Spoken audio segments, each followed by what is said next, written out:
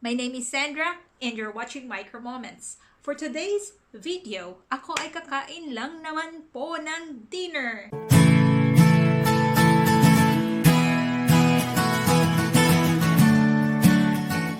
Yes, dinner po. Medyo pagod from work ang beauty. Pagkatapos punta ng grocery para bumili ng mga food para this week. Yun.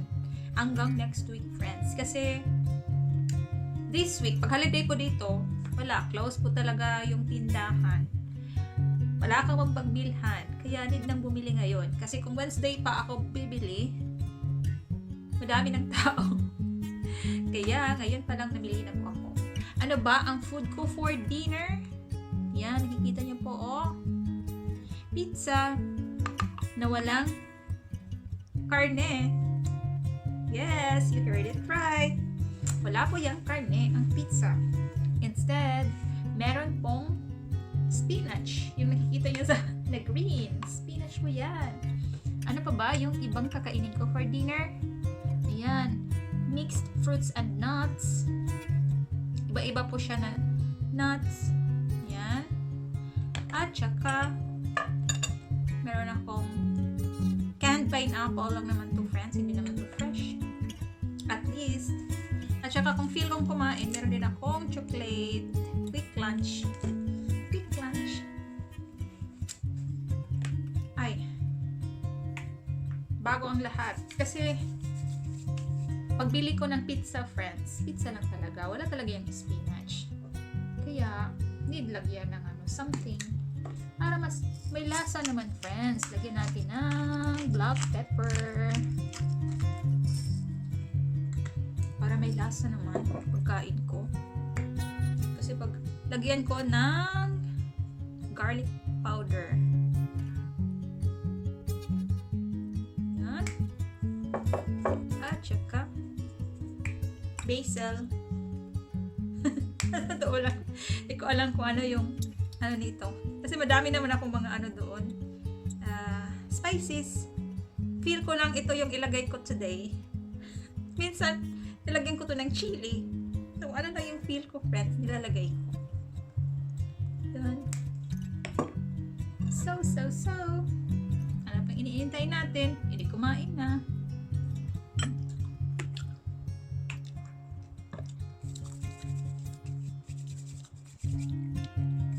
Medyo crunchy to. Ayan na. Gusto kong sumali ang spinach.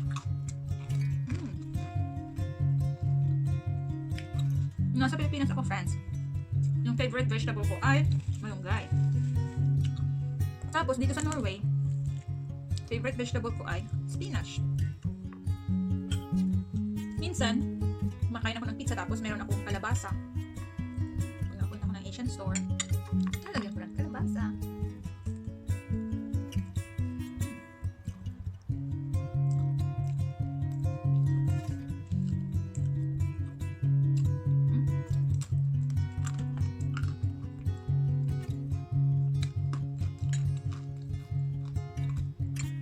Try nyo, friend. Lagyan ng kalabasa. Masarap. Namis. Itong spinach, blunt lang siya. Pero, may certain taste talaga yung spinach. Tapos, depende din kung ano yung spices na ilalagay mo sa itaas.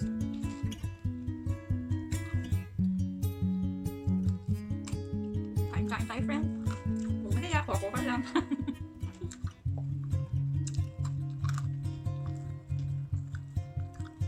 Last akong kumain 11 a.m.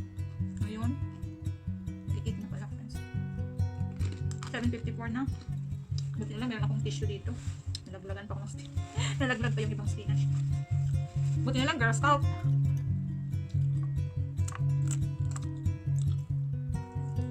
Sarap kaya na isali mo talaga yung spinach sa pagkain.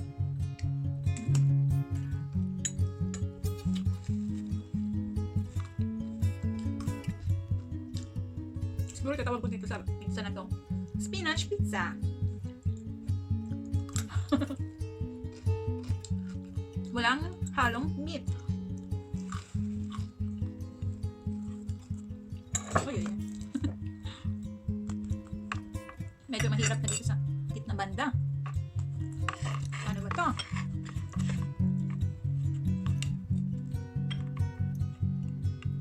Challenging.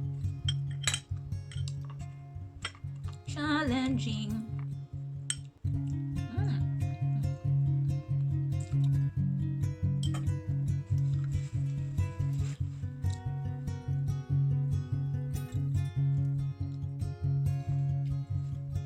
Yung spinach, dumidikit na sa ngipin ko. Okay lang. Sa pizza po, ang nakalagay lang dyan ay cheese at saka sauce. So, hindi talaga siya completely vegetarian. Tapos, kasi ako, lactose intolerant. So, yan ko pa uminom na enzymes like lactase at iba pa. Actually, broad spectrum po yung ininom ko ngayon. Hindi yung lactase lang. Para ma-digest talaga lahat kasi gabi na po eh. Kasi kung lunch ko to kinain, tapos may cheese, okay lang, lactase lang. Gabi na.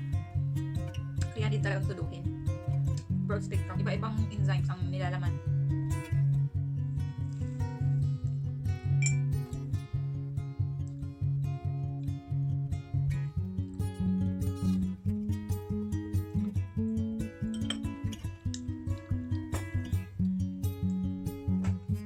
Muli 8 na friends. 7:58 na. Nag-rest pa kasi ako kanina after work. Tapos, napunta ng tindahan, ng grocery, para mamili. Kasi kung hindi ako mamili this week, wala. Ano yung nasa, freezer, saka sa refrigerator, yun lang yung kakain ko. Kasi hanggang Wednesday lang open yung tindahan. Parang Monday, holiday pa ata eh. Mahaba yung holiday. Kaya, nag-hoarding ako ng mga gulay.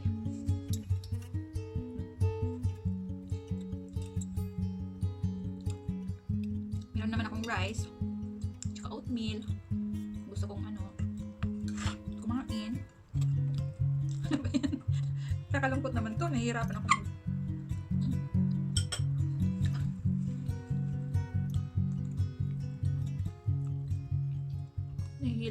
Nahilo-hilo na ako ngayon. Dahil, nagutom na.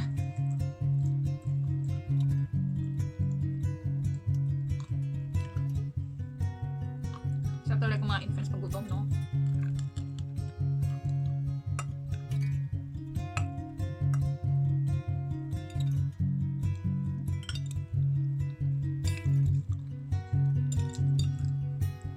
Yung hindi mahilig sa gulay, for sure, hindi mag-i-enjoy sa pizza na to.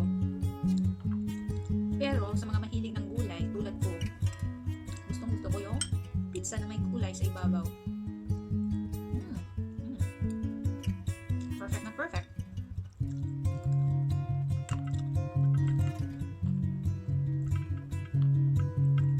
Mas ma-appreciate ko yung pizza na nasa ibabaw gulay kaysa karne.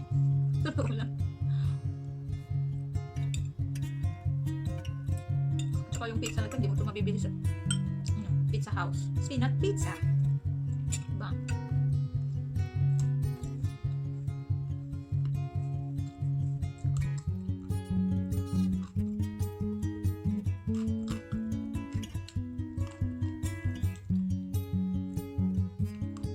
Yung spinach po, rich in protein din po yan. Tapos, itong mga nuts, rich in protein din. Kaya, para din ako kumain ng karne. Ano lang siya, vegetarian version.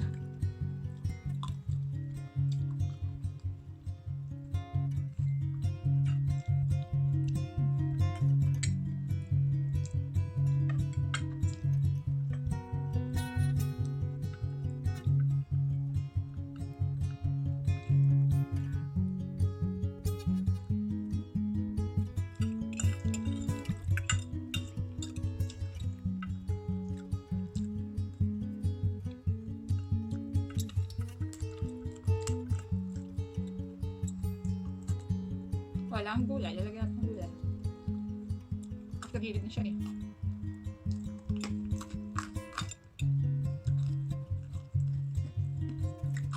Hindi lang po siya manipis na gulay, at makapal, maraming gulay talaga nilagay ko.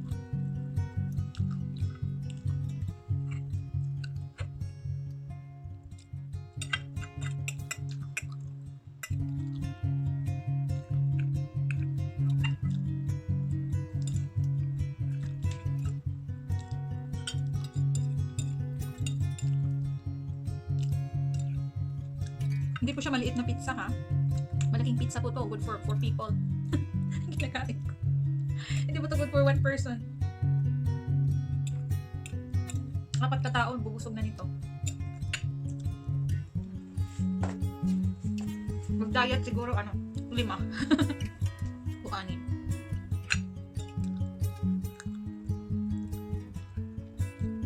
Kaya tutukanan ko talaga ito ng pagkain.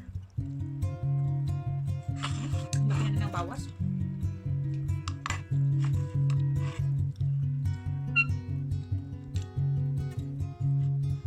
Kaya, minsan-minsan lang po ako kumakain ng ganito kasi ako lang mag-isa. Yan, malakihan yung pagkain.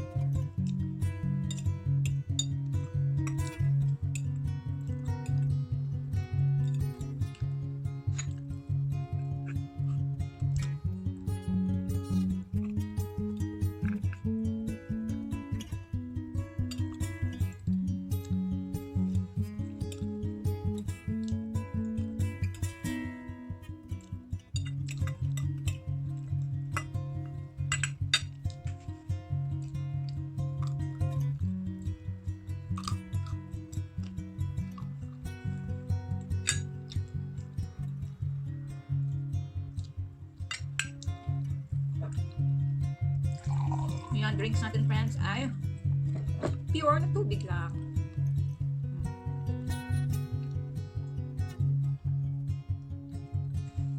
Tubig-tubig lang.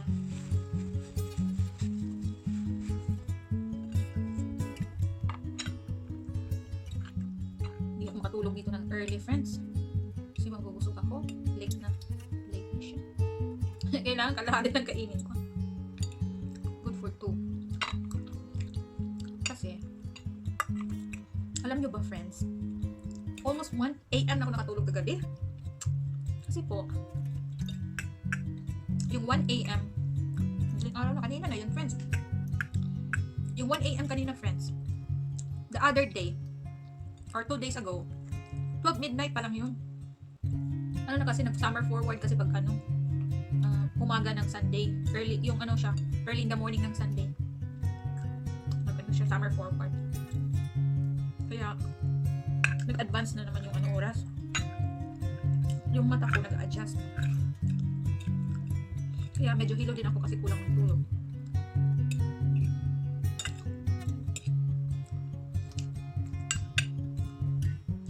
Past 8 PM na friends. Kaya ko na lang to ang half ng pizza. Frozen. Balik frozen.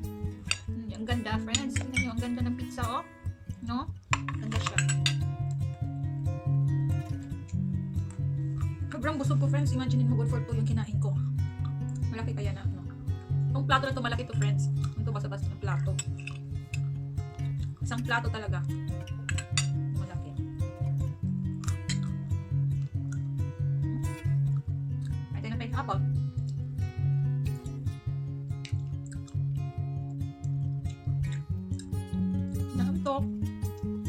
Na nagutom kanina, na nahihilo.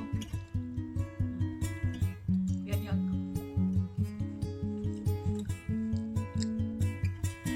Tapos kanina din pala, tagalan din ako nagpunta ng grocery. Kasi, ang friend ko na dito sa Oslo, parang nagawa siya ng survey. Yun, survey na sa Zoom. Ano naman yung survey dito kasi nang ginawa niya. Kasi naka-record. Ayun. Na-conscious ako, hindi na ako nakapag-sip. Every time nagsasabihin ako, nawawala ako. So, nakakatawa for sure yung yung mukha ko doon. About pandemic yung mga tanong niya. Sa totoo lang, friends, walang masyadong pagbabago sa lifestyle ko. Pandemic ko, wala. Kasi ako lang isa dito, so isolation. Pa 14 days pa nang isolated sa akin, years of isolation. Diba? Ako may isa dito. Ano pa ba? So, yung lifestyle ko, actually, friends, nararanasan ngayon, yung usual lifestyle ko, yung nararanasan ng mga tao sa ngayon. Yun naman sabi ko. Kasi anong niya ako kung anong mga pagbabago. Sabi ko, kaibahan na talaga niya ako makapag-travel. Kasi mahilig ako mag-travel, friends. Hindi naman ako ang daming pera. Normal lang po ako na worker dito sa Norway. Mas maliit pa nga yung sahod ko sa average sako dito sa Norway. Pero, para sa akin, friends, yung investment na tinatawag, hindi lang naman yung pera, na madami ng pera sa bank. Para sa akin, yung mga travels, investment ko din yun. Para sa sarili ko. Consider kong investment yun. Yeah. Nag-iipunan ko talaga na para makapag-travel. Walang pandemic. Every year, pa-travel ako. Tapos last year, hindi nakapag-travel. Kasama ko sana yung ko, nanay, kapatid, at saka auntie. Travel sa Malaysia, sa Singapore. Book na lahat-lahat. Aeroplano, hotels. Ito yung hop on, hop off. Hop on, hop off. Pero hindi natuloy. Kaya, 2020, start ng pandemic. Disappointed ako. Nanong ako kung matakot ba ako ng mangyaring pandemic. Totoo lang. Kasi yung lifestyle ng infection control ng mga tao ngayon, ginagawa na naman namin yung hospital. So, wala din pagbabago, friends. Ganun pa din. So, kaya nga, sabi ko, yung usual lifestyle ko, hindi naranasan ng mga tao sa ngayon. Nakaka-relate na sila kung ano yung lifestyle ko. Mga madlang people, nakaka-relate na. Yung alcohol ng alcohol. Kahit ngayon, may alcohol. Kahit saan nagpunta alcohol. Sa pocket may alcohol, sa bag may alcohol. Noon.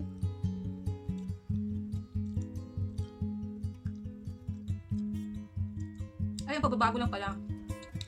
Kailangan mag-mask. Actually, hindi naman dito mask na mag-mask, friends. December to part of February, mask talaga mag-mask pag pumasok ka ng grocery.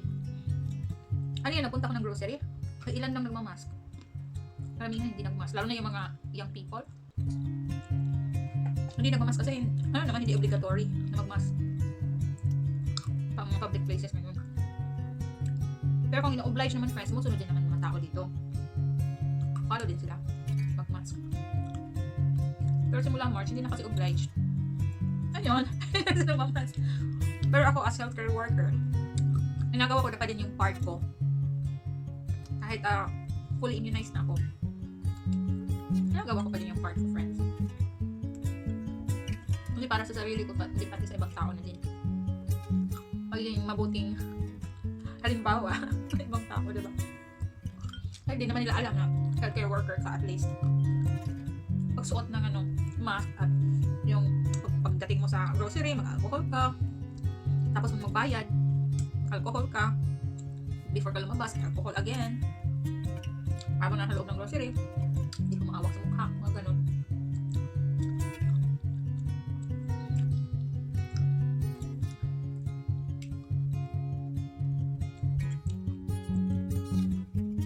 Hindi naman ako ganun ka conscious before pandemic sa ganung lifestyle.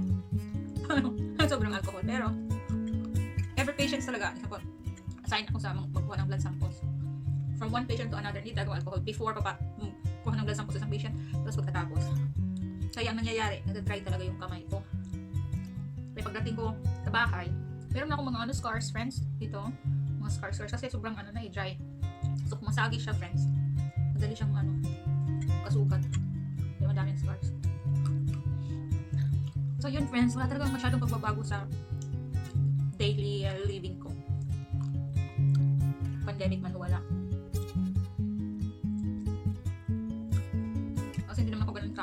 sociable na tao na hindi talaga na every week lumalabas, pati sa mga kilala. Hindi naman ako ganun. Yung hobby ko, mag-vlog, mag-ukulele, photography, mag-walking sa nature. Tapos, meron akong tent. Baka, kasi ngayong Holy Week, off ako. Baka doon ako mag-lunch sa labas. Tapos, magdala lang ako ng tent kasi kung lamigyan na ako, pasok lang sa loob ng tent. Diba? Come on, friends. Ang oras na ba? 8:19.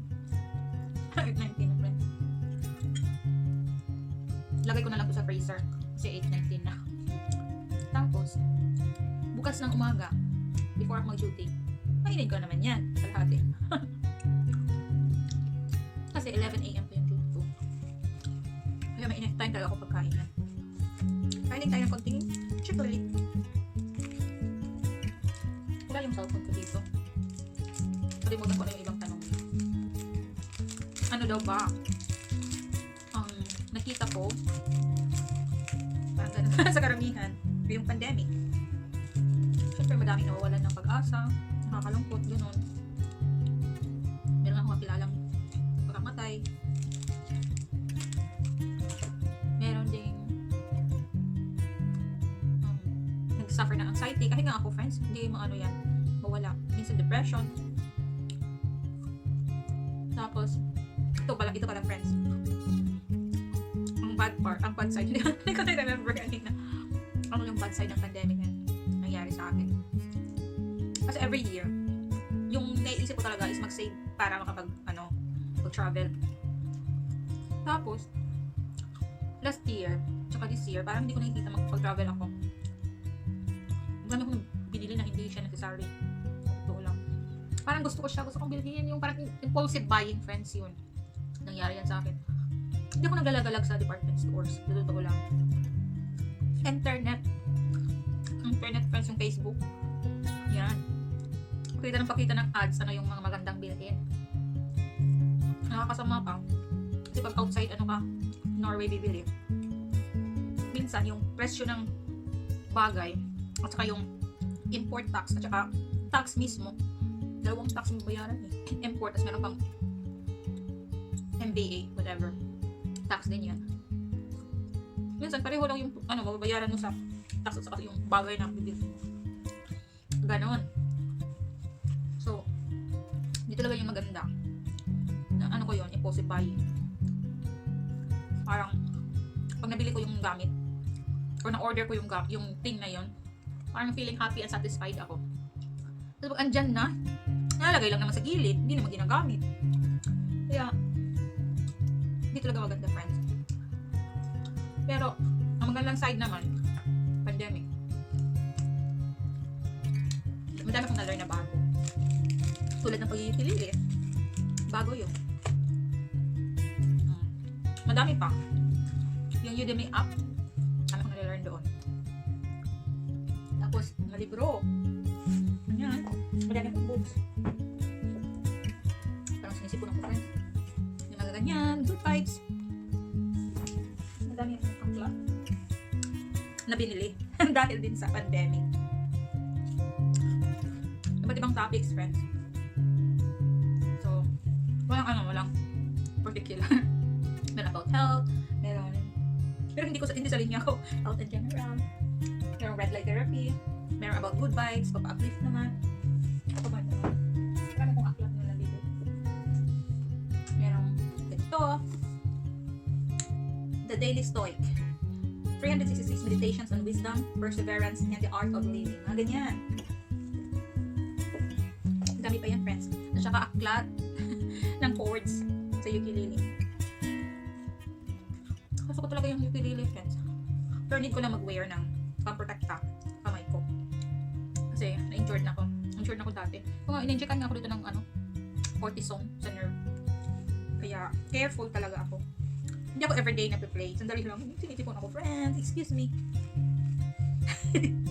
Excuse again. Ano yun? Hindi ko naman sininga, friends, ha? Parang sinisipon. Yun, so, Yung ukulele, isa yun sa mga good investment na binili ko ngayong pandemic. Kasi, pag feeling down ako, friends, hindi mo makapag-vlog. Minsan kung malalaki yung mga pimple ko, nahihiya din ako mag-vlog. Kasi diba, yung vlogging, hobby ko din. Nahihiya akong gawin yun. Yeah. At least ngayon, kahit nandito lang sa loob, ukulele ako. Pero bumili din ako ng mga threads para crochet at saka knitting. Bumili din ako ng pang crochet, pang knit, tapos mga threads. Gumawa lang ako ng yung para kung malamig, pwede siyang ilagay dito sa ulo. At the same time, pwede din sa neck. Gumawa ko na ganun. Tapos meron akong machine, friends, na pangtahi. Dito ako nag-start magtahi. Kami nga, friends. Soon, nakikita nyo. Bili-bili ko. Hindi ko i-unbox, pero nakikita nyo din pa isa-isa. Soon. So, nakakahiya akong ipakita lahat na nabili during pandemic. Kasi, yun na nga. Impulsive buying.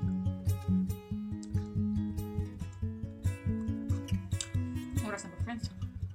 Almost 8:30 na. Ubusin ko lang yung isang chocolate. Ubusin ko yun. Busog na talaga, friends. Ang mamjanin mo, good for 4 people yung pizza.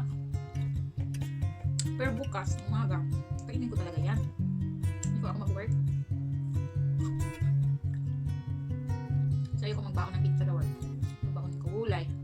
Saka isda. Siguro magluluto din ako ng rice. Kasi yung rice, baon kanina, hapon ko yun na rice. So, hindi ako nakaluto ng rice today. Kasi kanina early yung duty ko. Bukas, 11 a.m. So, pwede pa ako magluto sa morning. Pwede ako magising mga 8 a.m. Ano magluto? Tapos minsan pag 11 a.m. yung duty ko, may time din ako magtugtog-tugtog, nangihilili. Kung mapunta kayo ng Norway, friends, bili kayo ng quick lunch.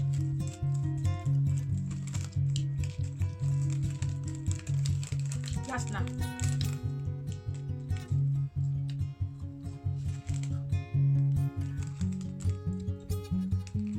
Maganda itong quick lunch, meron siyang mga tips. Pwede mong basahin dyan sa loob. Kasi ito siya, friends. Sa totoo lang, pwede mo itong, example, andoon ka sa nandoon ka sa tour, or meron pa yung chocolate. Itong nasa gilid, friends. Kaya mahal yung mga chocolate dito sa Norway. Kasi yung mga lalagyan niya, pwede mong i-seal. Ganyan, no? Sa mga gilid. So, itong plastic na to, pwede mo siyang recycle habang nasa tour ka. And I mean, walking tour. Going to the wilderness. Or sa nature lang. Yan yung friends, pwede mo gawing pitaka, whatsoever. Or ano pang ipasok mo dyan. Kasi nasi-seal talaga yan. Yan yung yan yung kakaiba sa mga chocolate na lalagyan nito sa Norway.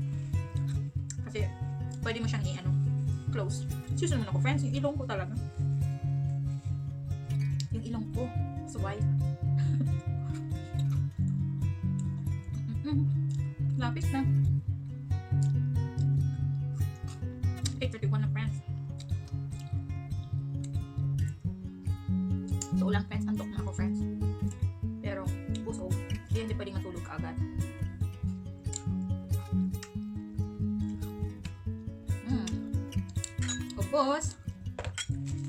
Ubos. Kalahati. Satisfied na ako, friends, sa dinner ko. I hope na-enjoy kayo na nanonood sa akin habang ako ay kumakain. Till next video, friends!